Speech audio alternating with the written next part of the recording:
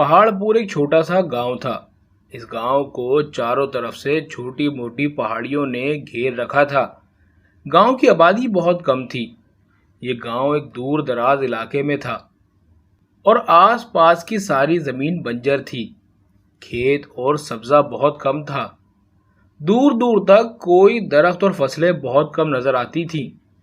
پورے گاؤں میں پیپل کا ایک ہی بڑا سا درخت تھا اور اس کا سایہ بہت گھنا اور ٹھنڈا تھا۔ گرمی کے دنوں میں اس سائے میں بیٹھنے کا بہت لطف آتا تھا، لیکن گاؤں کا کوئی بھی شخص اس درخت یا اس کے سائے کے قریب جانے کی ہمت نہیں کرتا۔ اس کی وجہ یہ تھی کہ پیپل کا یہ پیڑ ایک لالچی بنیے کے گھر کی دیوار کے ساتھ اگا ہوا تھا۔ وہ اس درخت کو اپنی ملکیت سمجھتا تھا اور کسی کو اس کے سائے میں بیٹھنے کی اجازت نہیں دیتا۔ گاؤں کا دھوبی ہفتے میں ایک دن بنیے کے گھر سے گندے کپڑے اکٹھے کر کے لے جاتا اور انہیں دھو کر سکھا کر چند دن بعد واپس لے جاتا۔ اس کے بدلے بنیا اس کو تھوڑی سی رقم بطور اجرت ادا کر دیا کرتا تھا۔ ایک دن دھوبی نے بنیے کے گھر سے کپڑے اکٹھا کر کے اپنے گدھے پر لادے اور واپس چل پڑا۔ یہ دوپہر کا وقت تھا۔ سورج سوا نیزے پر چمک رہا تھا۔ گرمی سے انسان تو کیا جانور بھی پریشان نظر آ رہے تھے۔ سب کا برا حال تھا۔ دھوبی جب بنیے کے گھر سے باہر نکلا تو اس نے پیپل کے درخت کا دور تک پھیلا ہوا ٹھنڈا اور گھنا سایہ دیکھا۔ شدید گرمی کے اس موسم میں یہ ٹھنڈی جگہ دیکھ کر دھوبی کا دل مچل اٹھا۔ اس نے سوچا کہ میں اس درخت کے نیچے چند لمحے آرام کر لوں تو مزہ ہی آ جائے۔ یہ سوچ کر اس نے اپنی چادر زمین پر درخت کے نیچے سائے میں پھیلائی اور اس پر پاؤں پسار کر لیٹ گیا۔ ٹھنڈی ٹھنڈی ہوا اور سائے میں جلد ہی اس کو نیند آ گئی اور وہ خراٹے لینے لگا۔ عین اسی وقت بنیا کسی کام سے گھر سے باہر آیا تو دھوبی کو یوں بے تکلفی سے پیپل کے سائے میں سوتے دیکھ کر اس کا پارا چڑھ گیا۔ اس نے لات مار کر اسے بیدار کر دیا اور چیخ کر پوچھنے لگا، تمہیں اس جگہ سونے کی اجازت کس نے دی ہے؟ دھوبی بیچارہ ہڑبڑا کر اٹھ بیٹھا۔ بیچارہ شرمندہ سا ہو گیا اور سر جھکا کر کہنے لگا، جناب مجھے معاف کر دیں، میں کافی تھکا ہوا تھا، گرمی بھی بہت تھی، پیپل کا ٹھنڈا سایہ دیکھ کر میں نہ رہ سکا، چند لمحے کے لیے بیٹھا تو آگ لگ گئی۔ یہ سن کر بنیے کو اور زیادہ غصہ آ گیا۔ وہ چیخنے لگا، یہ زمین تمہاری نہیں ہے، سارا گاؤں جانتا ہے کہ یہ درخت میرا ہے، میں اس کے نیچے کسی کو بھی ٹھہرنے یا روکنے کی اجازت نہیں دے سکتا۔ دھوبی نے کہا، جناب میں آپ کے کپڑے برسوں سے دھو رہا ہوں، میرا باپ بھی آپ کے گھر کی خدمت کرتا تھا، اگر میں نے 2 گھڑی آپ کے درخت کے سائے میں آرام کر لیا تو اس میں آپ کا کیا نقصان ہوا؟ اپنے کام کے بدلے مجھے اتنا حق تو ملنا چاہیے، دھوبی نے دبے لہجے میں کہا۔ یہ سن کر بنیا مزید اکھڑ گیا اور کہنے لگا، اگر تم ہمارے کپڑے دھوتے ہو تو اس کے بدلے میں اجرت بھی لیتے ہو، مفت میں یہ کام نہیں کرتے، تمہیں ایک گھڑی بھی اس درخت کے سائے میں آرام کرنے کا کوئی حق نہیں ہے، اس دنیا میں کچھ بھی مفت نہیں ملتا۔ بنیے کی یہ بات سن کر دھوبی حیرت سے پوچھنے لگا، کیا تم اس درخت کے سائے کی بھی قیمت مانگتے ہو؟ بنیا مسکراتے ہوئے بولا، بالکل ٹھیک سمجھے، اسے رقم کمانے کا ایک نیا طریقہ سوجھ گیا تھا۔ دھوبی نے پوچھا، کیا قیمت ہے اس سائے کی؟ بنیا بولا، اگر تم درخت کا یہ سایہ خریدنا چاہتے ہو تو تمہیں سونے کی 1000 سکے مجھے ادا کرنے ہوں گے، 1 پائی بھی کم نہیں۔ اتنی زیادہ قیمت سن کر دھوبی حیرت کے مارے اچھل پڑا۔ ایک لمحے کے لیے اس نے سوچا اور پھر کہنے لگا، یہ تو بہت زیادہ قیمت ہے، میں تمہیں سائے کے بدلے میں زیادہ سے زیادہ سونے کے 200 سکے ادا کر سکتا ہوں۔ تھوڑی دیر دونوں میں بحث ہوتی رہی۔ بنیا اس بیوقوف دھوبی سے زیادہ رقم ایٹھنے کے چکر میں تھا۔ دھوبی اس درخت کے سائے کے بدلے میں بنیا کو زیادہ رقم دینے کے لیے تیار نہ تھا۔ کافی بحث مباحثے کے بعد بالآخر دھوبی اس پیپل کے درخت کے سائے کے بدلے سونے کے 500 سکے ادا کرنے کو تیار ہو گیا۔ بنیے نے بھی اس کی پیشکش قبول کر لی۔ وہ خوش تھا کہ مفت میں اتنی بڑی رقم ہاتھ آ رہی ہے۔ یہ بھی طے ہوا کہ کل گاؤں کے سرپنچ کو گواہ بنا کر ایک معاہدہ تحریر کیا جائے گا۔ دھوبی پیپل کے درخت کے سائے کی قیمت بنیے کو انعقد ادا کرے گا اور دونوں اس معاہدے پر دستخط کریں گے۔ اس کے بعد پیپل کے درخت کا یہ سایہ دھوبی کی ملکیت بن جائے گا۔ سارے معاملات طے ہو جانے کے بعد دھوبی سوچ بچار میں غرق اپنے گھر واپس آ گیا۔ دوسری طرف بنیا بہت خوش تھا کہ اس نے دھوبی کو بے وقوف بنا کر ایک موٹی رقم اینٹ لی ہے۔ یہ رقم تو اسے مفت میں ہی مل رہی تھی۔ آخر درخت کے سائے کی قیمت ہوتی ہی کیا ہے؟ سایہ بھی وہ جس کے نیچے وہ خود اور نہ اس کے بچے بیوی اٹھتے بیٹھتے تھے۔ اس نے منصوبہ بنایا کہ اس رقم سے وہ کھیت خرید لے گا۔ بنیے نے اپنی عقل میں تو دھوبی کو دھوکہ دے لیا تھا، مگر دھوبی بھی اتنا بے وقوف نہیں تھا جتنا اس نے سمجھا تھا۔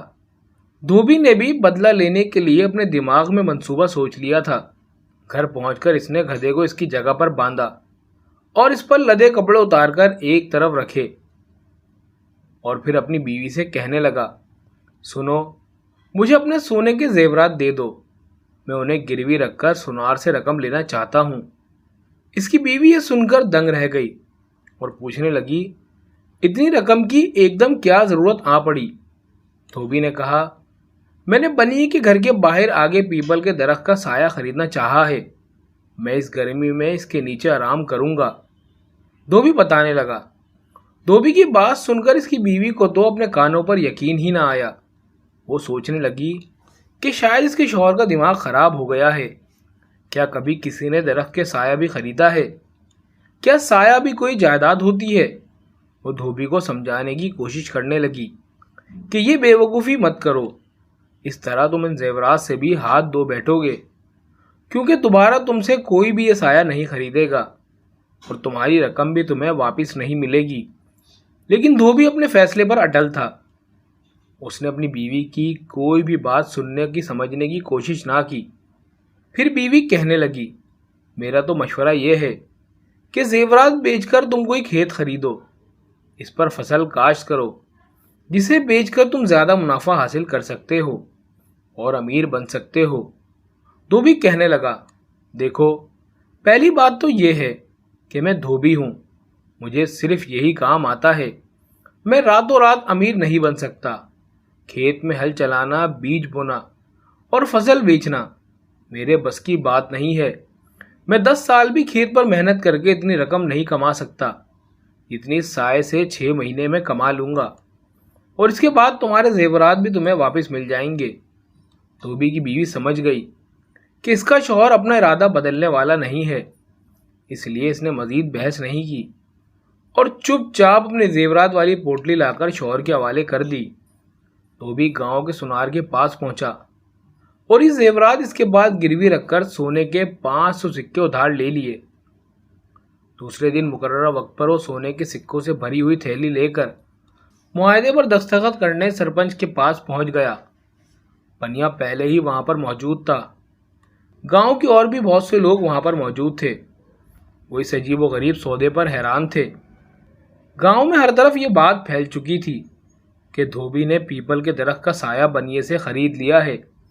بنیے نے معاہدہ پہلے ہی طے کر رکھا تھا۔ اس میں تحریر تھا کہ بنیے اپنے پیپل کا سایہ سونے کے 500 سکوں کے عوض دھوبی کو فروخت کرتا ہے۔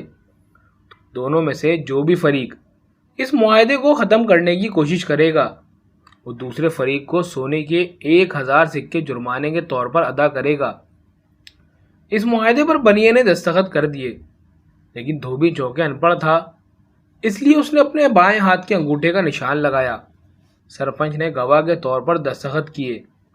وہاں موجود سارے لوگ اس معاہدے کے گواہ بنے اور دھوبی نے سائے کی قیمت بنیے کے حوالے کر دی۔ وہاں موجود ہر شخص یہ سوچ رہا تھا کہ بنیا بہت چالاک ہے، اس نے بیچارے سادہ لو دھوبی کو لوٹ لیا ہے، کیونکہ آج تک کسی نے نہ سنا تھا نہ دیکھا تھا کہ ایک درخت کا سایہ بھی فروخت ہوتا ہے۔ اس دن کے بعد سے دھوبی کا یہ معمول بن گیا تھا کہ وہ دوپہر سے لے کر شام تک اس درخت کے سائے تلے چارپائی بچھا کر سویا رہتا۔ وہ گدھے کی رسی بھی اپنی چارپائی کے ساتھ باندھ لیتا۔ یہ گدھا وقت بے وقت گلا پھاڑ کر رینگنا شروع کر دیتا۔ کئی دفعہ ایسا ہوا کہ ادھر بنیا آرام کرنے کے لیے لیٹا یا اپنے گھر میں بیوی بچوں سے کوئی اہم بات شروع کی، ادھر گدھے نے اپنی بے سری غزل شروع کر دی۔ گدھے کا یہ شور شرابہ بنیے کے لیے بہت درد سر تھا۔ سورج کی گردش کے ساتھ ساتھ جو سایہ اپنی جگہ تبدیل کرتا، دھوبی بھی اپنی چارپائی اس کے ساتھ ساتھ گھماتا رہتا۔ بعد اوقات وہ بنیے کے گھر کی دیوار کے بالکل ساتھ جا کر بیٹھ جاتا۔ بنیا اپنے گھر میں کوئی بھی بات اونچی آواز میں کرنے سے ڈرتا تھا کہ کہیں دیوار کے ساتھ بیٹھا دھوبی سن ہی نہ لے۔ اس کے علاوہ دھوبی گاؤں کے دوسرے لوگوں اور بچوں کو بھی اپنے پاس بلا لیتا اور وہاں بیٹھ کر باتیں اور ہنسی مذاق کرتے رہتے۔ بچے بھی شور شرابہ کرنے سے پیچھے نہ رہتے۔ یہ ساری صورتحال بنیے اور اس کے خاندان کے لیے کافی پریشان کن تھی۔ آخر ایک روز تنگ آ کر بنیے نے دھوبی سے بات کرنے کا فیصلہ کر لیا۔ وہ دھوبی سے کہنے لگا، لگتا ہے تم میرے گھر پر بھی قبضہ کرنے کا ارادہ رکھتے ہو۔ تمہارا گدھا اور تمہارے جاننے والے سب کی وجہ سے ہمارا آرام اور کام میں خلل پڑتا ہے۔ دھوبی مسکرایا اور کہنے لگا، ایسی کوئی بات نہیں ہے جناب، میں تو صرف سائے کے نیچے بیٹھتا ہوں۔ جو سورج مغرب کی طرف جاتا ہے سایہ مشرق کو سرک جاتا ہے اور آپ کے گھر کی دیوار کے ساتھ جا لگتا ہے۔ میں اس سے آگے نہیں بڑھوں گا۔ بنیا وقتی طور پر تو خاموش ہو گیا، تاہم اس کا دل بے چین تھا۔ وہ سمجھ نہیں پا رہا تھا اس مصیبت سے کیسے جان چھڑائے، مگر پھر ایک دن اس کی جان چھوٹ گئی۔ اچانک ہی ایک دن دھوبی غائب ہو گیا۔ وہ کئی دن تک گاؤں میں کسی کو نظر نہ آیا۔ وہ کہیں موجود نہ تھا۔ اس کی بیوی کو بھی علم نہ تھا کہ وہ کہاں گیا ہے۔ جب کافی دن تک دھوبی نظر نہ آیا تو بنیے کو حیرت ہوئی۔ اگرچہ ظاہری طور پر اس نے لوگوں کے سامنے اپنی تشویش کا اظہار کیا، مگر دل میں خوش بھی تھا کہ چلو اس مصیبت سے جان چھوٹی۔ مگر جیسے برا وقت آتے پتہ نہیں چلتا۔ اسی طرح ایک دن جب بنیا اپنی دکان بند کر کے دوپہر کا کھانا کھانے گھر آ رہا تھا تو یہ دیکھ کر پریشان ہو گیا کہ دھوبی ایک دفعہ پھر پہلے کی طرح اپنی چارپائی بچھائے درخت کے سائے کے نیچے موجود ہے۔ اس کے آس پاس کافی لوگ موجود تھے۔ جب بنیا قریب پہنچا تو اس نے دیکھا کہ دھوبی کے پاس درجن بھر بکریاں، بھیڑیں، 2 کتے اور 2 بھینسیں بھی تھیں۔ گدھا تو پہلے ہی اس کے پاس موجود تھا۔ سب کی آوازیں مل کر عجیب شور شرابہ کر رہی تھی۔ بنیے نے غصے میں چلا کر پوچھا، تم نے یہ کیا تماشا لگا رکھا ہے؟ دھوبی یہ سن کر کہنے لگا، یہ تماشا نہیں ہے جناب، یہ میرے مویشی ہیں، چونکہ ان کو رکھنے کے لیے میرے گھر میں جگہ نہیں، اس لیے اب یہ اسی پیپل کے سائے میں رہیں گے۔ یہ بات سن کر بنیا تو غصے میں پاگل ہی ہو گیا۔ وہ تو پہلے ہی اکیلے دھوبی سے تنگ تھا اور اب وہ یہ مویشی بھی اپنے ساتھ لے آیا تھا۔ وہ چیخ کر کہنے لگا، تم انہیں میری زمین پر کیسے رکھ سکتے ہو؟ میں نے صرف سایہ بیچا ہے، زمین نہیں بیچی۔ دھوبی یہ سن کر کہنے لگا، آپ سچ کہہ رہے ہیں، میں صرف سایہ ہی استعمال کروں گا۔ اگر آپ کو کوئی اعتراض ہے تو آپ اپنی زمین کسی اور جگہ لے جا سکتے ہیں۔ دھوبی کی الفاظ سن کر سارے لوگ ہنسنے لگے۔ بنیا سٹپٹا گیا۔ وہ اپنے آپ کو بہت چالاک سمجھتا تھا، مگر یہ دھوبی تو اس کے قابو ہی نہیں آ رہا تھا۔